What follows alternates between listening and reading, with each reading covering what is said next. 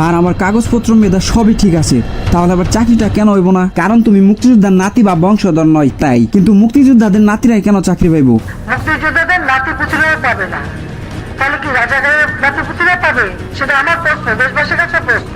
মুক্তিযোদ্ধাদের নাতি পুতিরাও পাবে না, তাহলে কি রাজাকারের নাতি পুতিরা পাবে? তাহলে কি রাজাকারের নাতি পুতিরা পাবে?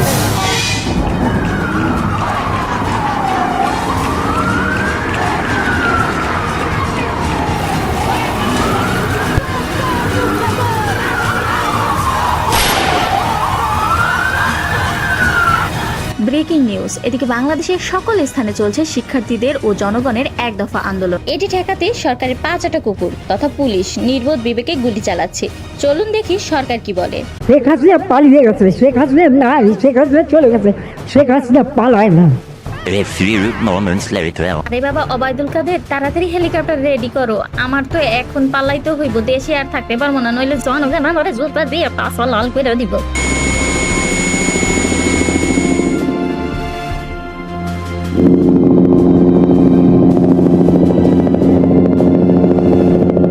অবশেষে পদত্যাগ করতে বাধ্য হলেন দেশের ছেঁচড়া সরকার শেখ হাসিনা বুড়ি।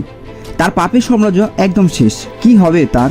নরেন্দ্র মোদী কি তাকে বউ হিসেবে গ্রহণ করবে? ক্যামেরাম্যান লাল মিয়ার সাথে সোনা মিয়ার ডেস্ক রিপোর্ট। গো আমার নরেন্দ্র মোদী, আমি আসছি গো, তোমার প্রিয় হাসিনা তোমার বউ, আমারে বিয়া করবা না? नहीं हसीना नहीं, এখন हम তোমাকে বিয়া नहीं कर सकते কারণ তুমি আর বাংলাদেশ সরকার नहीं है। চলে যাও হাসিনা, তোমাকে আর ভালোবাসি না। অবশেষে শত ভাইয়ের রক্তের বিনিময়ে দেশটা আবারও স্বাধীন হলো শোষণকারীর হাত থেকে। তাই আমরা এখন বলতে পারি আমরা স্বাধীন বাংলাদেশের স্বাধীন মানুষ। আসসালামু আলাইকুম।